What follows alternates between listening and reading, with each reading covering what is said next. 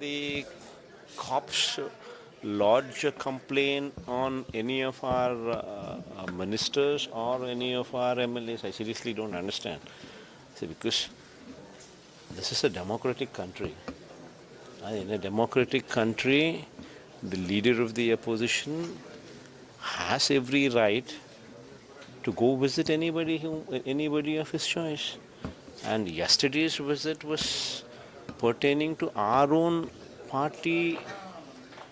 The person's house whom I had visited is our own party's Upasarpanch, our own party's Upasarpanch, vice president, our own party's vice president's house I had visited, and that vice president passed away, rather committed suicide due to police harassment, and his father filed a private complaint asking for the CI who was responsible to be charge sheeted, and he had a court verdict in his favor.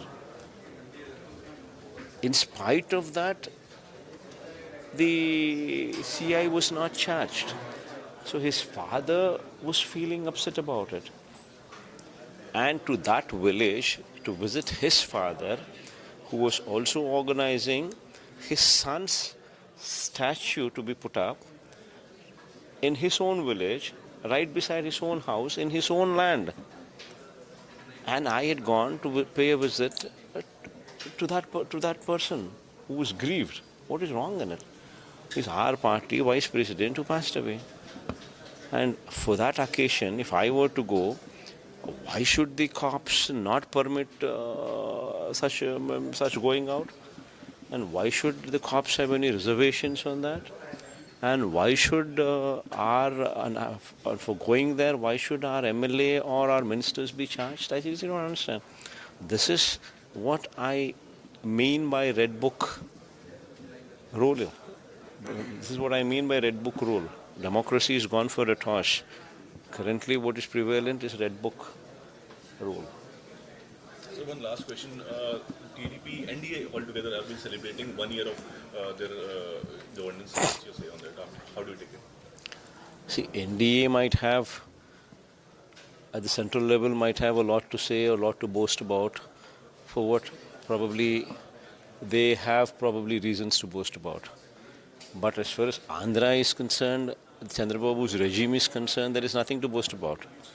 Every promise that has been mentioned in his own manifesto is proven to be a lie. And for someone who's not rendered a single promise fulfilled out of the Super 6 or Super 7 that he's promised himself, and everything that has been promised is proven to be a lie, and where the plight of farmers, the plight of youngsters, the plight of every person living in poverty is at an abysmal low. The farmers are pissed off because they're not getting remunerative prices. The free insurance policy which was in existence during our regime has been removed.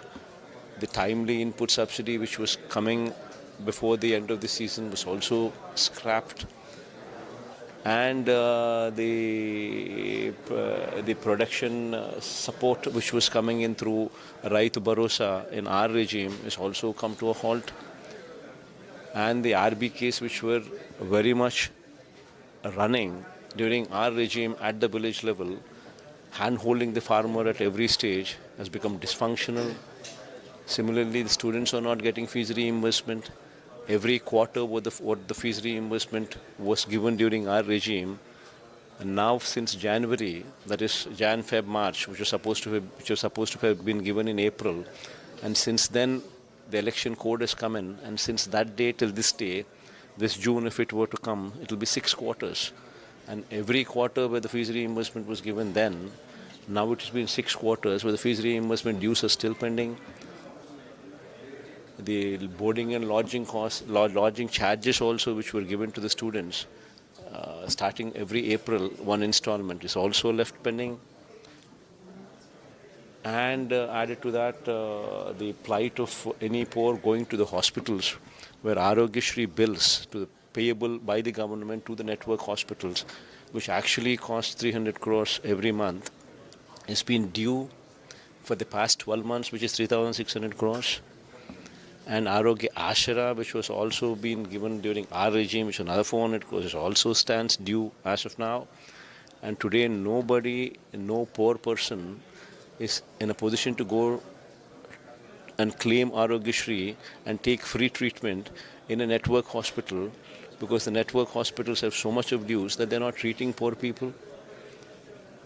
And during our regime, the Arogya Shri was taken up to 25 lakhs of free treatment. 1,000 procedures were increased to 3,300 procedures during our regime, when there was so much of reform that took place in that area then, has now taken a back seat now. See, tell me, where exactly are people happy?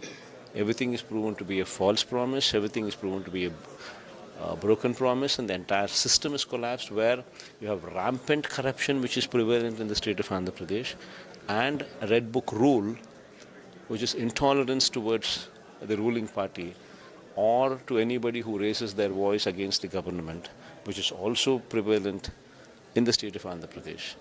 Other than this, there is nothing there in Andhra Pradesh state. Sir, Telangana CM Ravindra Reddy is alleging that AP government is not giving NOC to the project, water project like Bangacharla and Power. What do you say? See, what is it got to do with him? What Ravindra Reddy should be bothered about is his state. What happens in our state is a totally lookout of the people of Andhra Pradesh. And our state is the last riparian state. After our state, the waters don't go anywhere else but to the sea. So if that water which were to be going into the sea is diverted elsewhere, how does it affect him? It affects him in no way. So that water which is otherwise going into the sea, if that water is properly put to use by our state, it's our state's lookout. For which, if there is any if there is any problem by another chief minister prevalent in another state, then I think he should seriously introspect his mindset. So, needed one small.